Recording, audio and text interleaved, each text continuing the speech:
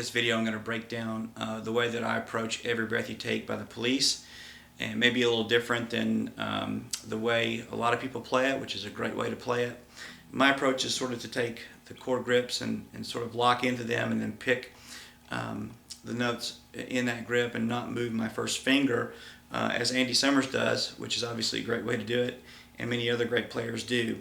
So I just want to show you the way I play it, and maybe what's on this video combined with other resources that are already out there might help you pick a way that's most comfortable for you to get through the song, because it is a pretty stretchy left-hand song for me.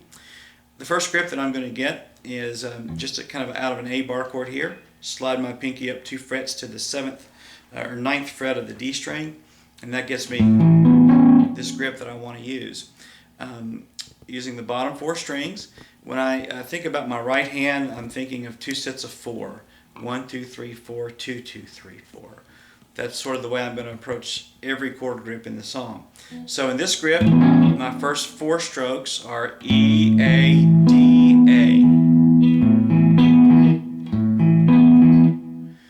The next 4 are going to be G, D, A, D.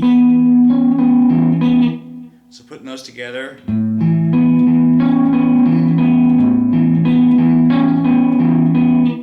gives me the picking pattern that I want.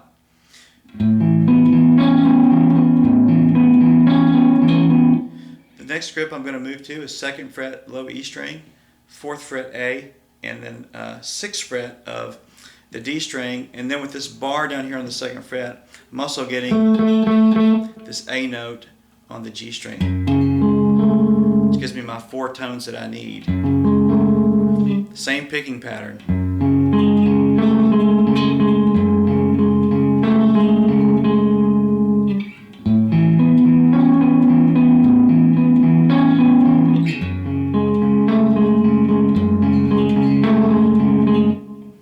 Always going to be that pattern on those 2 grips. Now the next series of picking patterns and chord grips are going to be on the A, the D, and the G string, which go throughout this entire song as well. It's real repetitive. Once you get the grips and the picking, it's real repetitive. So that's sort of the good news. This next grip is and then adding the pinky up here on the 7th fret of the G string and taking it out.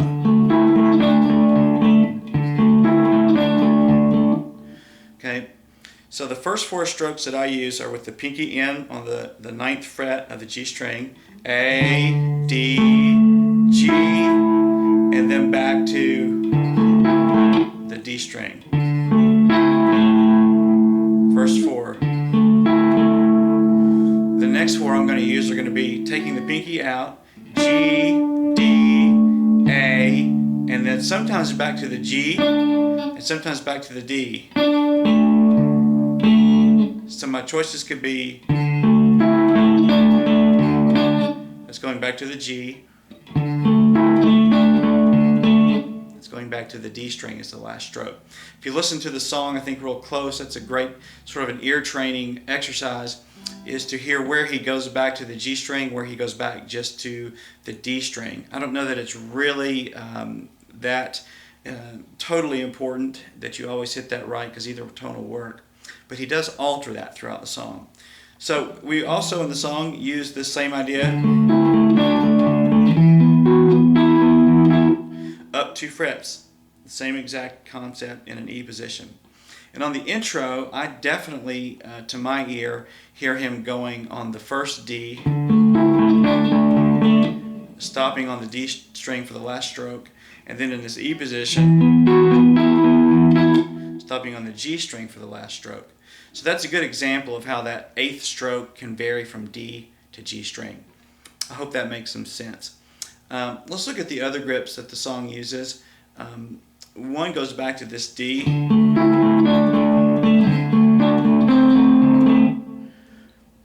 It's really a nice, tasty sort of chord voicing. So the first half of it, the first 8 strokes we've already covered, and I would end on the D string. The next 8 strokes are going to be picked the same, ending on the D string, but the grip is going to start 5th fret A, 7th fret D and G, and then we're going to take the pinky out, giving us the 5th fret G. So here's that phrase.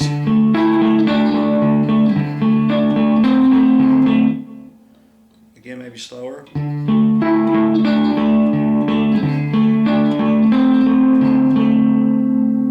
Back to.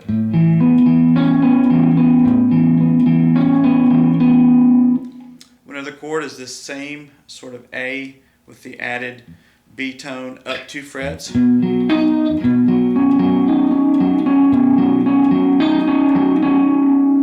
So I'm just kind of barring across the 7th fret, 9th fret A, 11th fret D, and then 8th fret G string.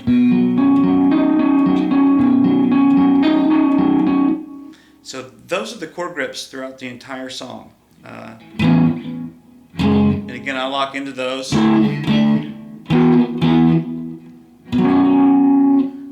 And then this one kind of change.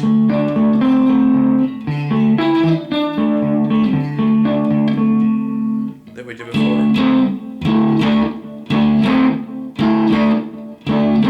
Idea. Let me show you one exercise real quickly as we close that I use to work on my left hand because my wingspan isn't really good. So I need to get all the stretch I can out of it to do sort of sometimes very difficultly what other people can do with ease that have those nice long fingers. So here's a stretching exercise that I use. I start here on the 7th fret of the low E string, and with pretty good amount of force I just fret it with my first finger for about 4 seconds.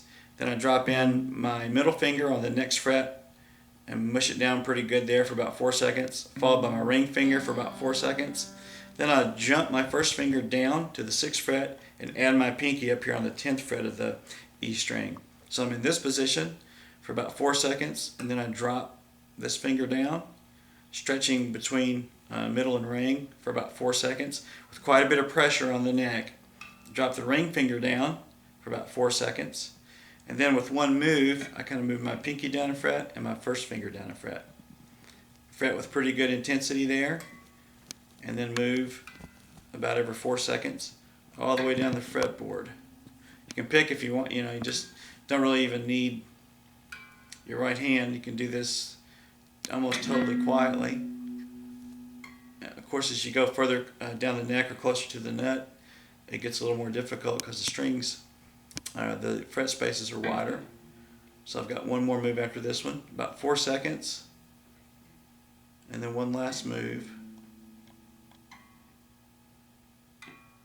and then I end up with a real big stretch here between my ring finger and my pinky, and then I'm done. Really fatigues my left hand.